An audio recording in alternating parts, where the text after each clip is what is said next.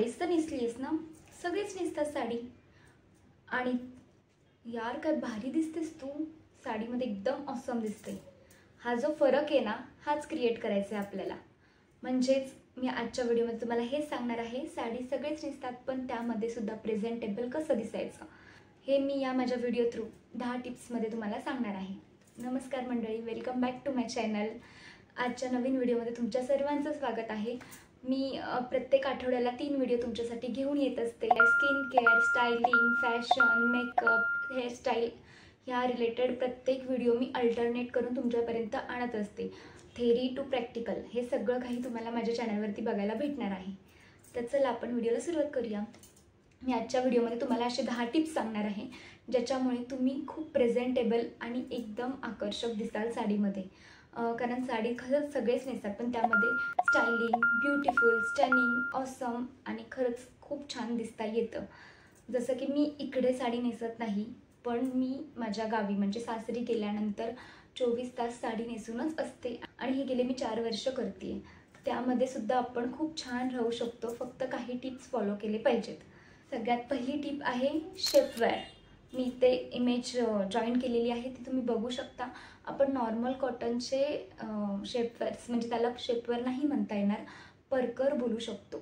Normal परकरसुद्धा तुम्ही घालताच, पण त्याच्यामध्ये प्रॉपर बॉडीचा शेप दिसून येत नाही किंवा साडी वर खाली म्हणजे कधी कधी परकर वरती जाते किंवा परकर खाली दिसतं आणि साडी वरती जाते, तर ते खूप विचित्र दिसतं. आणि ते कॉटनचं असल्यामुळे कधी कधी ना त्यांच्यामध्ये घाम वगैरे पण भरपूर येऊ शकतो. मग हे शेपवेअर जर तुम्ही यूज केले तर प्रॉपर शेप दिसतं. स्पेशली ज्या जाड बायका आहेत, म्हणजे मी इथे कोणाला काही उल्लेखून बोलत नाही आहे, पण मला तुम्हाला हे सजेस्ट करायचं आहे की जे जास्त हेल्दी आहेत त्या साडीमध्ये एवढ्या छान वाटत नाही, पण शेपवेअर यूज केला तर प्रॉपर शेप दिसून येतो आणि खूप छान वाटतं त्याच्यानंतर. तेव्हा आपण साडी नेसल्यानंतर एकदम प्रेझेंटेबल दिसतो. आधीच्या काळापासून परकर तर यूज करतच होते, त्यात काही वेगळं नवीन नाही आहे, पण जास्त महाग नसतात. तुम्ही जर शेपवेअर नेसून जर साडी बघितली तर तुम्हाला खूप चांगला फरक दिसून येईल. सेकंड आहे प्रॉपर स्टिच केलेले ब्लाऊज. म्हणजे तुम्ही ब्लाऊज साडीमधलाच घ्या असं अजिबात नाही आहे.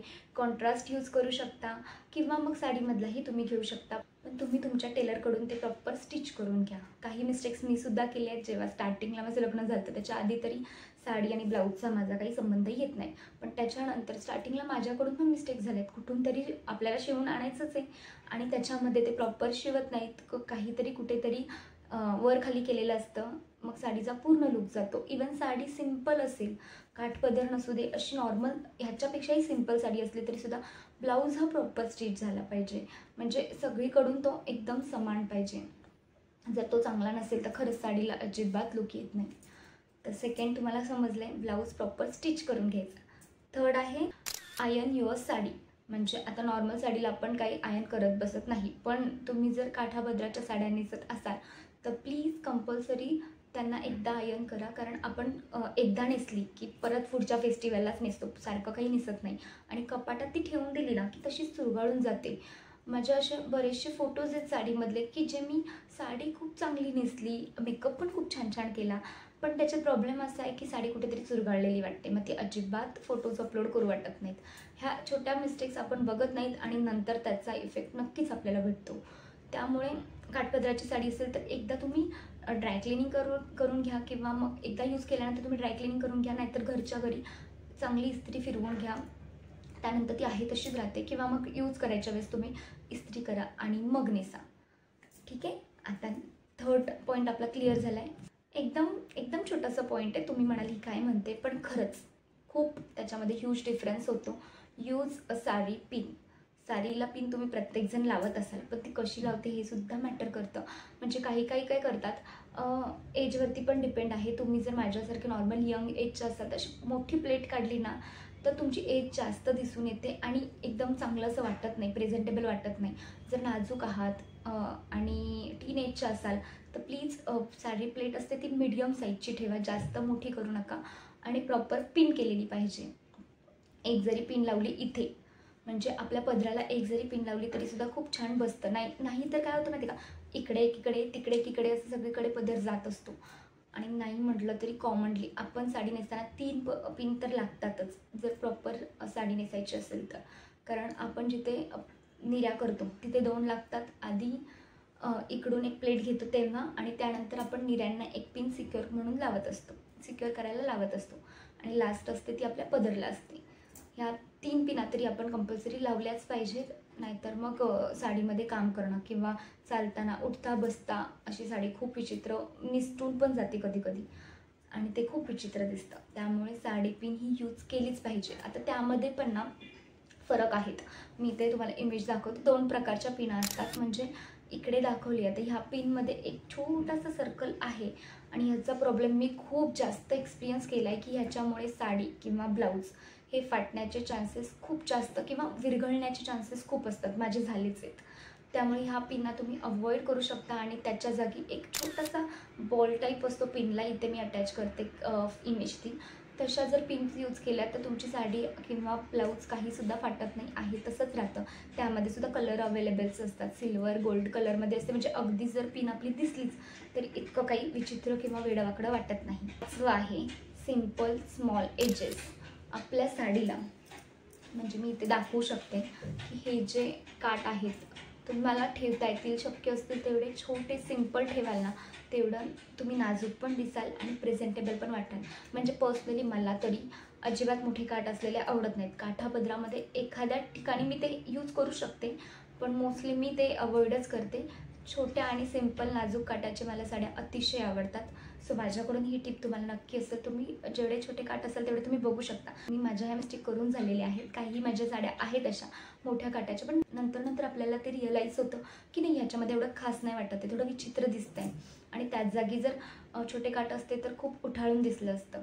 आता मी जसं नेसत जाते साड्या तसं मला त्यामध्ये समजत जाते की काहीतरी टिप्स फॉलो केल्याने आपण खरंच खूप आकर्षक दिसू शकतो. आता 6वं आहे की तुम्ही जेवढा साडीकडे लक्ष द्याल तेवढं तुमच्या केस रचनेकडे लक्ष दिलंच पाहिजे.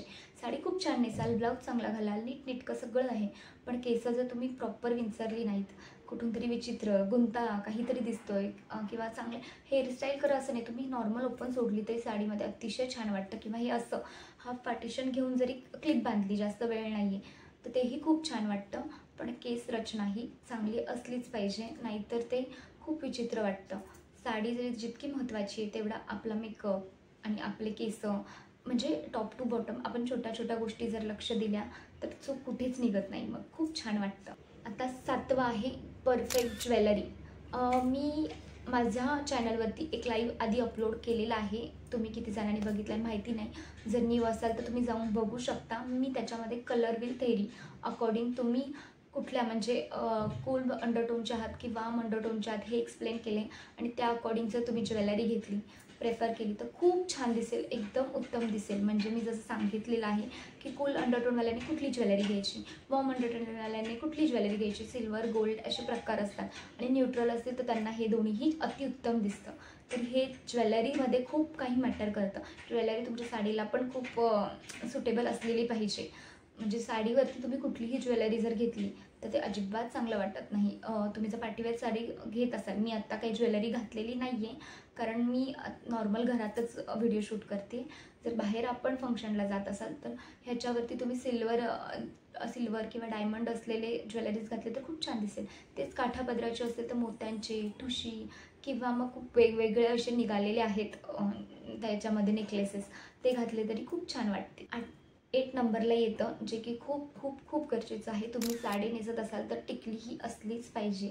मला तरी असं वाटतं जर काठापदराची साडी असेल तर चंद्रकोर अतिउत्तम दिसेल, आणि नॉर्मल साडी असेल तर तुम्ही डायमंडची कलरफुल किंवा अशी चॉकलेटी कुठलीही टिकली लावू शकता, पण टिकलीशिवाय साडीला लुक नाही आहे, अजिबात उठावून दिसत नाही. काही मुली हे स्किप करतात, त्यामुळे मी हा छोटासा पॉईंट इथे घेतलेला आहे.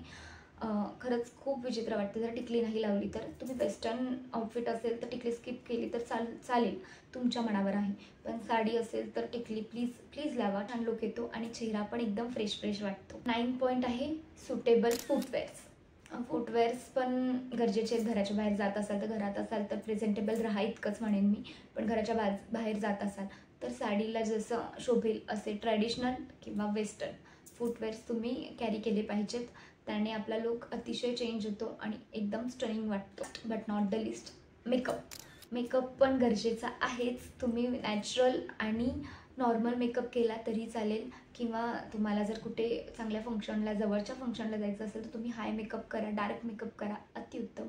पण तुमच्या साडीला, तुमच्या आउटफिटला मॅचिंग असा मेकअप करा. जसं की मी आता मगाशी बोलले, कलर व्हील थेरी अकॉर्डिंग तुम्ही तुमच्या आउटफिटचे कलर्स घेऊन आय शेड्स यूज करू शकता. जर ज्वेलरी जशी मॅच करताय तसेच तुम्ही आय शेड पण मॅच केले पाहिजेत. त्याने मेकअप आपला अतिशय उठाळून दिसतो आणि आकर्षक पण दिसतो. त्यामुळे मेकअपमध्ये काही पॉईंट्स आहेत ते आता मी ते इन डिटेल नाही सांगणार. मी मेन मुद्दाच फक्त घेतला आहे आणि व्हिडिओ जितका छोटा बनवता येईल तेवढाच छोटा बनवला आहे, कारण मला फक्त तुम्हाला हे टिप्स सांगायचे होते आणि हे पॉईंट्स क्लिअर करायचे होते. जर तुम्हाला डिटेल काहीही माहिती हवी असेल तर प्लीज कमेंट सेक्शनमध्ये नक्की कमेंट करा, कारण माझं कमेंट सेक्शन तुमच्या सर्वांसाठी कायम ओपन आहे. मी ते बघत असते, त्याला रिवर्टसुद्धा करते आणि तसे व्हिडिओज तुमच्यापर्यंत लवकरात लवकर आणायचा प्रयत्न पण करते. तर आय होप आजचा व्हिडिओ तुम्हाला क्लिअर झाला असेल. खूप छोट्या टिप्सने तुम्ही अतिशय उत्तम दिसू शकता. डेली यूज करणाऱ्या साड्यासुद्धा खूप छान नेसू शकता आणि प्रेझेंटेबल वाटू शकता. हे टिप्स फॉलो करा आणि तुम्ही तुमचा पर्सनॅलिटीमध्ये खूप चांगला बदल घडवून आणा. आजचा व्हिडिओ मी इथेच एंड करते. व्हिडिओ पूर्ण बघितल्याबद्दल धन्यवाद आणि माझ्या चॅनलवर नवीन असाल तर प्लीज लाईक, शेअर आणि सबस्क्राईब नक्की करा.